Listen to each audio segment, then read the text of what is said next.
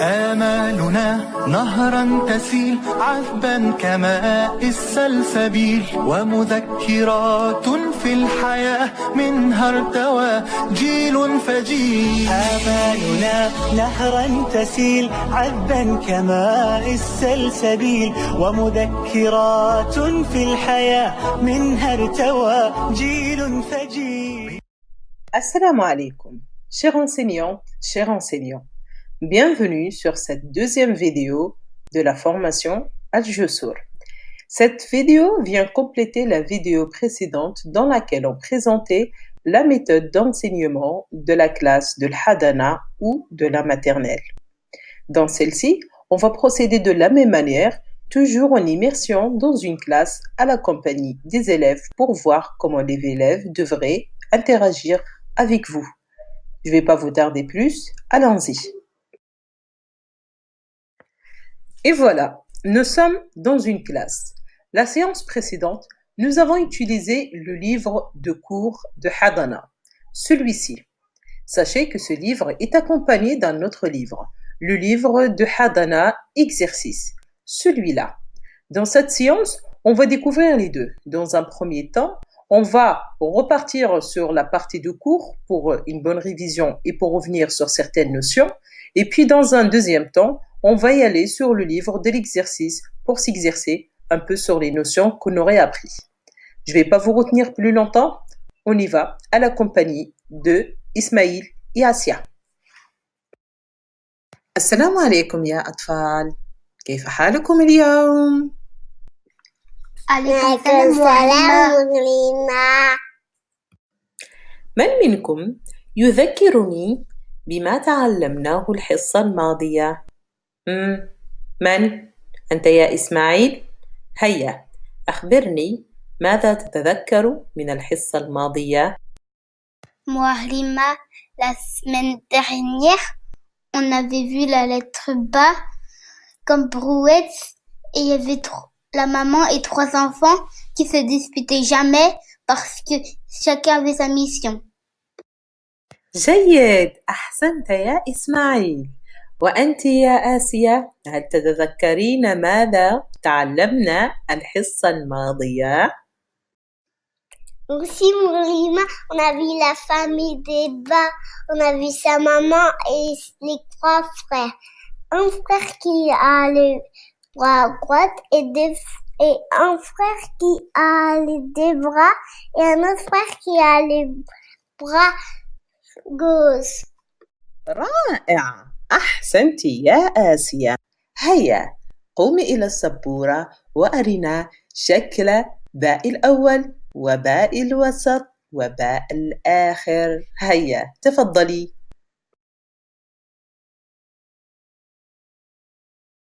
Ma Awal est comme ça. Ma Ariel est comme ça. Et ma Wasat est comme ça. جميل، رائع، أحسنت يا آسيا. يمكنك الجلوس، تفضلي. Une bonne révision. C'est comme ça qu'on commence notre séance. Toutes les séances qui viennent après la première, donc la deuxième, la troisième et la quatrième de chaque lettre, devraient commencer par une révision de ce qu'on a vu dans la séance précédente. Faites en sorte que ce soit les élèves eux-mêmes qui vous racontent ce qu'ils ont retenu de la séance précédente. Il est important que ce soit eux-mêmes, car cela va rendre la révision beaucoup plus ludique, beaucoup plus interactive et très efficace. La révision devrait se passer dans la bonne humeur. Ce n'est pas une interrogation. Faites en sorte que seulement les élèves volontaires puissent raconter ce qu'ils ont retenu de la séance précédente. Vous pouvez aussi faire participer les moins volontaires, mais en les encourageant, pas en les obligeant. Le début du cours devrait se passer dans la bonne humeur pour que l'élève soit plus réceptif pour le reste du cours. Une fois la révision finie, on va pouvoir directement s'attaquer à l'objectif de la séance. La séance précédente avait pour objectif la découverte et la compréhension. L'objectif de celle-ci est l'expression orale. On voudrait que l'enfant réutilise tous les termes importants qu'il a découverts dans la séance précédente en arabe littéraire. notamment le terme de harf, awal, wasat et akhir. Ce sont des termes qui vont revenir à chaque séance. Ça serait donc dommage de voir l'élève les réutiliser à chaque fois en français, alors que justement, le fait de les rappeler à chaque séance va l'aider à les retenir une bonne fois pour toutes. Une fois que l'élève réutilise ces termes en arabe littéraire, on va pouvoir passer au vocabulaire associé à la lettre ba. Et là aussi, l'objectif est de développer le vocabulaire de l'enfant en arabe littéraire.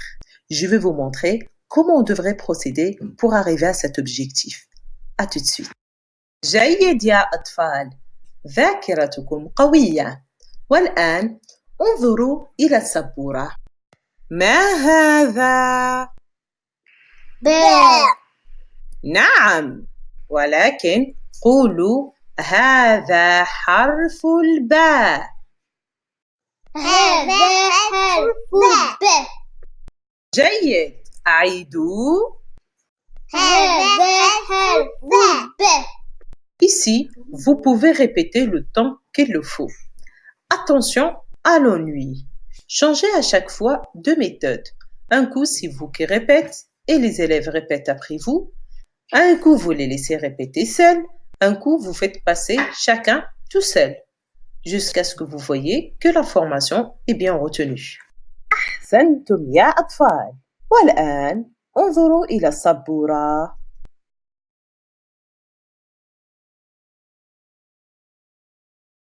ما هذا؟ باء أول. جيد، ولكن قولوا هذا باء الأول. هذا باء الأول. أحسنتم، أعيدوا. هذا باء الأول. وهذا؟ هذا باء الوسط. رائع. وهذا؟ هذا باء الأخير. جميل. والآن ما رأيكم أن نلعب لعبة الحركات؟ أنا أقوم بالحركات وأنتم تقولون أي باء أمثل. موافقون؟ نعم. هيا بنا إذن. باء أول. جيد. باء وسط. جيد. باء أخير. باء أول. باء وسط. باء أخير. رائع، أحسنتم. والآن حان دوركم. أنا أقول أي باء أريد وأنتم تقومون بالحركات. موافقون؟ نعم. جيد، إذن قفوا. هيا نبدأ. باء الأول. أحسنتم، جيد. باء الوسط. أحسنتم، رائع. وباء الآخر. Et voilà, nous sommes arrivés à la fin de la première partie de ce cours. Cette première partie avait pour objectif de faire mémoriser les termes essentiels du cours précédent en arabe littéraire aux enfants. Comme vous le voyez, le cours était interactif, car l'élève ne peut pas rester longtemps assis sur sa chaise en écoutant la mu'allima, car il va rapidement perdre sa concentration, il ne sera plus intéressé par ce que la mu'allima va lui dire. C'est pour cela, dans ce cours, vous avez vu que l'élève a changé de posture à plusieurs reprises. Il était assis, puis debout, puis devant le tableau. Il a fait un jeu de rôle avec la maîtresse, il a écouté, il a pris la parole et tout un tas de choses. Cela va aider à ce que le cours soit interactif et qu'il soit efficace et surtout pour créer un environnement autour de l'information. Comme je vous ai expliqué dans le cours précédent, tous ces environnements vont aider la mémoire à récupérer l'information au moment voulu. Une fois que l'élève a appris ces termes en arabe littéraire et qu'il a appris à les réutiliser en arabe littéraire, il faudra que la maîtresse fasse attention à ce que l'élève ne le réutilise plus en français. Car justement, ce cours avait pour objectif de remplacer ce vocabulaire et de le faire mémoriser en arabe. Ça serait dommage de le réutiliser en français après. Une fois que cette partie est finie, on va passer à la partie qui concerne les vocabulaires associés à la lettre ba.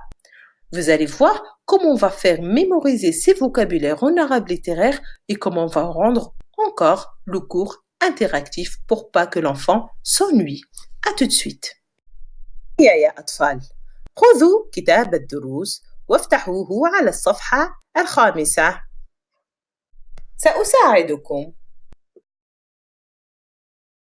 ماذا ترين هنا يا آسيا؟ L'image voit une petite fille, on dirait qu'il nous montre un monsieur. جيد، جميل.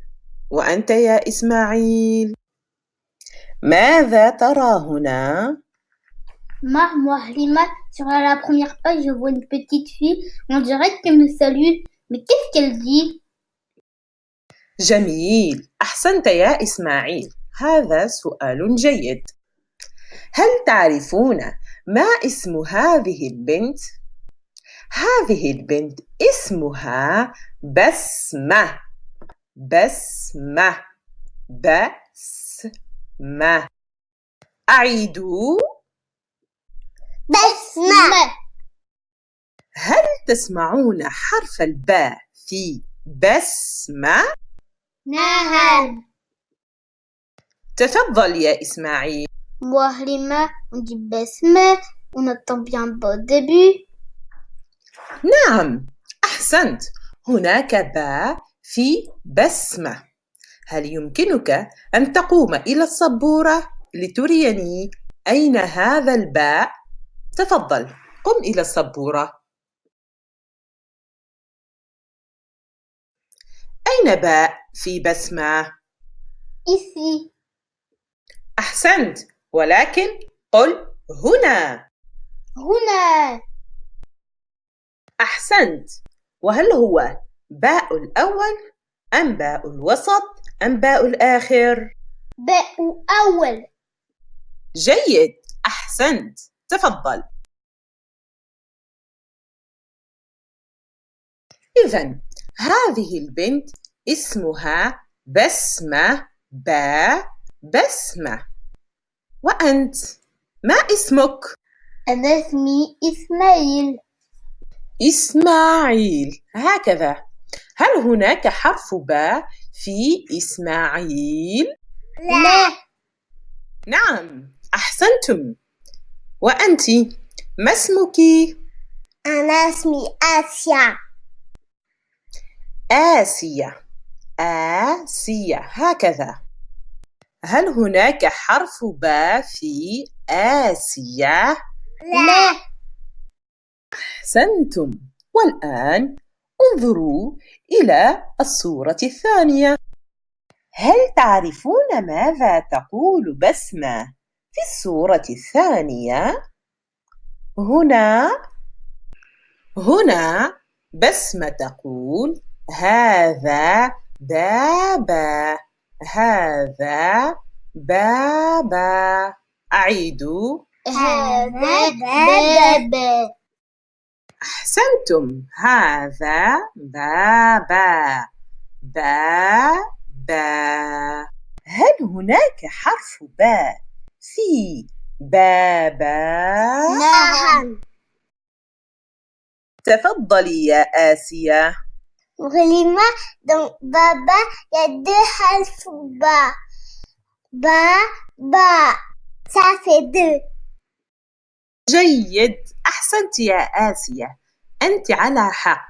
هناك باء وباء، 2. جيد.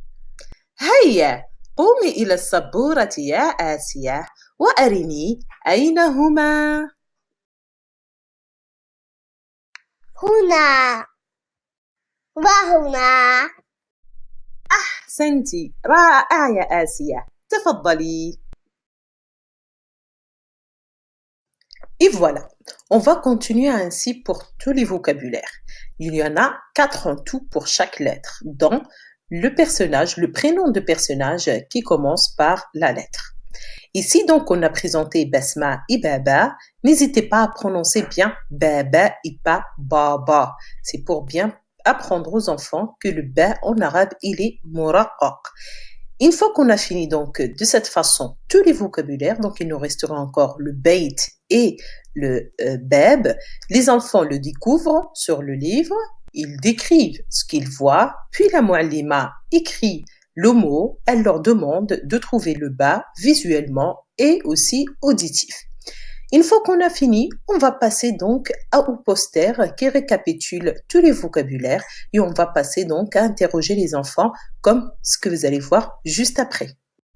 إذن هذه بسمة بسمة بابا بابا باب باب بيت بيت بسمة بابا باب بيت هل هذا باب؟ لا هل هذا باب؟ لا هل هذا باب؟ لا هل هذا باب؟ نعم رائع أحسنتم هيا من منكم يقوم إلى السبورة ليريني أين بيت أنت يا إسماعيل هيا قم إلى السبورة هنا أحسنت جيد عد إلى مكانك Et voilà, notre séance s'achève ici. Juste avant de clôturer, demandez aux enfants de prendre une feuille ou donnez-leur une feuille et demandez-leur de dessiner un bayt avec Bab et Basma avec son Baba. C'est un dessin qu'ils peuvent emmener avec eux à la maison. Demandez aux parents, quand ils viendront les chercher, de demander à leurs enfants qu'est-ce qu'ils ont dessiné et de leur demander de leur dire en arabe à quoi correspondent ces mots-là en arabe. Ça permet toujours de réviser dans la bonne humeur. Voilà. Donc, on aurait fini notre deuxième séance. Les enfants auraient appris aujourd'hui essentiellement que de l'oral en arabe littéraire.